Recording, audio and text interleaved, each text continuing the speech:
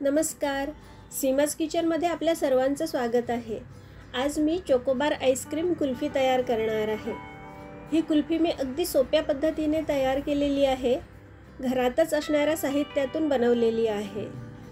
Perfect chocobar kulfi तयार होण्यासाठी या व्हिडिओत मी काही महत्त्वाच्या टिप्स सुद्धा दिलेल्या आहेत, त्यामुळे व्हिडिओ शेवटपर्यंत बघा। आणि तुम्ही माझ्या चॅनलवर नवीन असाल तर चॅनलला सबस्क्राइब नक्की करा। कुल्फी बघा किती छान झालेली आहे। ह्याचा रंग अगदी परफेक्ट आलेला आहे। आता मी ही थोडी खाऊन बघते। मस्त जबरदस्त झालेली आहे। चवीला सुद्धा मस्त झालेली आहे आणि परफेक्ट टेक्स्चर आलेला आहे। चला तर मग झटपट रेसिपीला सुरुवात करूया। गॅसवर मी कढई गरम करण्यासाठी ठेवली आहे।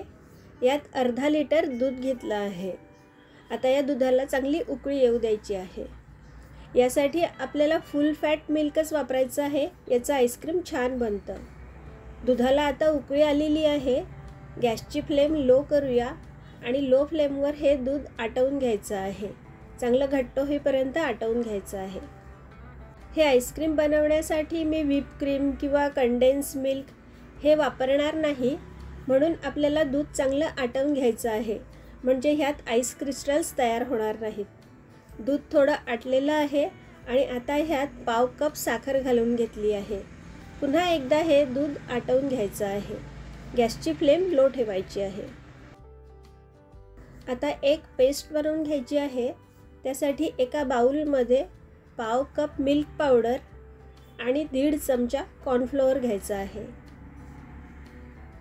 आता ह्यात थोडं थोडं दूध घालून घ्यायचं आहे। हे दूध रूम टेम्परेचरचंच आहे, गरम दूध नाही आहे। आणि हे मिक्स करत जायचं आहे। ह्याची पातळ अशी पेस्ट बनवून घ्यायची आहे। गरज पडली तर थोडं दूध घालून घ्यायचं आहे आणि छान एकसारखं असं हे मिसळून घ्यायचं आहे।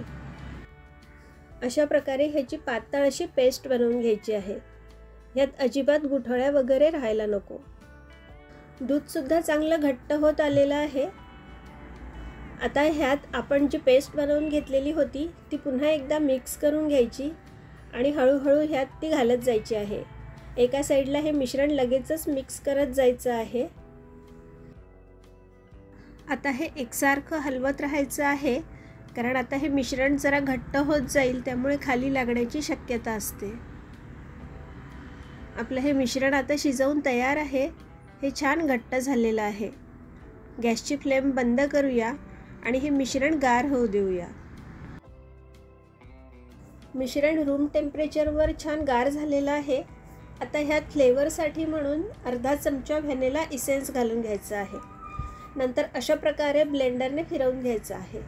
ब्लेंडर नसेल तर हेच काम आपण मिक्सर जारमध्ये सुद्धा करून घेऊ शकतो। फक्त 5-10 सेकंदच हे आपल्याला फिरवून घ्यायचं आहे। मस्त क्रीमी असं टेक्स्चर असलेलं आपलं हे आईस्क्रीमचं मिश्रण आता तयार आहे। कुल्फी सेट करण्यासाठी माझ्याकडे अशा प्रकारे हे कुल्फीचे मोल्ड आहेत, हे मी घेतले आहेत। याचा शेप आपल्याला चोकोबार आईस्क्रीम सारखाच दिसतो आहे, म्हणून मी यासाठी हे कुल्फीचे मोल्ड घेतले आहेत। तुम्ही तुमच्याकडे जे कोणते कुल्फीचे मोल्ड अवेलेबल असतील ते यासाठी वापरू शकता। आता यात आपल्याला हे मिश्रण भरून घ्यायचं आहे। आपलं हे मिश्रण इतकं छान क्रीमी दिसतं आहे, तसंच आपलं हे चोकोबार आईस्क्रीमसुद्धा अगदी परफेक्ट होणार आहे। हे जर तुम्ही एकदा घरी केलं ना तर बाजारातलं आईस्क्रीम तुम्ही अजिबात खाणार नाही, इतकं हे छान जबरदस्त चवीचं तयार होतं। सर्व कुल्फीच्या मोल्ड्समध्ये आईस्क्रीम भरून झालेलं आहे आणि आता ह्यावर आपल्याला अशा प्रकारे ॲल्युमिनियम फॉईल लावून घ्यायची आहे। अशा प्रकारे प्रेस करून घ्यायची आहे आणि नंतर सुरीने ह्यावर अशा प्रकारे कट्स द्यायचे आहेत, म्हणजे ह्यात आपल्याला स्टिक घालून घेता येईल। आता ह्यामध्ये स्टिकसुद्धा घालून घ्यायच्या आहेत आणि नंतर आपल्याला ह्या कुल्फी सेट होण्यासाठी डीप फ्रीझरमध्ये ठेवायचे आहे। 6 ते 8 तास ठेवायचे आहे, किंवा आपण ह्या रात्रभरसुद्धा ठेवू शकतो। मी ह्या आता अशाच ओव्हरनाईट डीप फ्रीझरमध्ये ठेवणार आहे। चोकोबार बनवायचं आहे, त्यासाठी आपल्याला चॉकलेट कंपाऊंड लागेल। मी हे चॉकलेट कंपाऊंड घेतलेलं आहे। हे तुम्ही कोणत्याही कंपनीचं घेऊ शकता। अशा प्रकारे हे कट करून घ्यायचं आहे। त्यानंतर आपल्याला हे डबल बॉयलर मेथडने मेल्ट करून घ्यायचं आहे. खाली एका भांड्यात मी पाणी उकळायला ठेवलेलं आहे आणि त्यावर आपल्याला हे चॉकलेटचं भांडं ठेवायचं आहे. आता ह्यातच मी 1 चमचा सनफ्लॉवर ऑइल घालून घेतलं आहे. तुम्ही तुमच्या घरात जे कोणतं तेल वापरत असाल ते ह्यात वापरू शकता. आता हे चॉकलेट पूर्ण मेल्ट करून घ्यायचं आहे. मी हे चॉकलेट कंपाऊंड घेतलं आहे.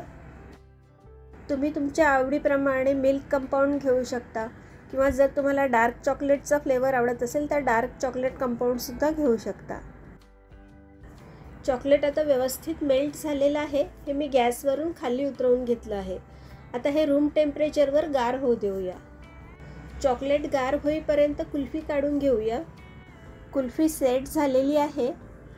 कुल्फी काढण्यापूर्वीच चॉकलेट मेल्ट करून ठेवायचं आहे. आता ही कुल्फी डिमोल्ड करून घ्यायची आहे. यासाठी एका ग्लासमध्ये मी थोडं पाणी घेतलं आहे आणि त्यात कुल्फीचा मोल्ड बुडवून घ्यायचा आहे. म्हणजे अशा प्रकारे इझिली आपली ही कुल्फी डिमोल्ड होते. अशाच प्रकारे राहिलेले सर्व कुल्फीसुद्धा काढून घेऊया. आता ह्यातल्या एका कुल्फीचं आपण बघूया टेक्स्चर कसं आलेलं आहे. कुल्फीचं टेक्स्चर अगदी जबरदस्त आलेलं आहे. ही सॉफ्ट झालेली आहे. मस्त. चॉकलेट आता रूम टेम्परेचरवर गार झालेलं आहे. आता ह्यात कुल्फी अशा प्रकारे डीप करून घ्यायची आहे, बुडवून घ्यायची आहे. अलगद अशा प्रकारे वर काढून घ्यायची आहे आणि याचं जे जास्तीचं चॉकलेट आहे ते सगळं काढून टाकायचं आहे. अशा प्रकारे पकडायचं आहे. जे जास्तीचं चॉकलेट आहे ते सगळं निघून जाईल.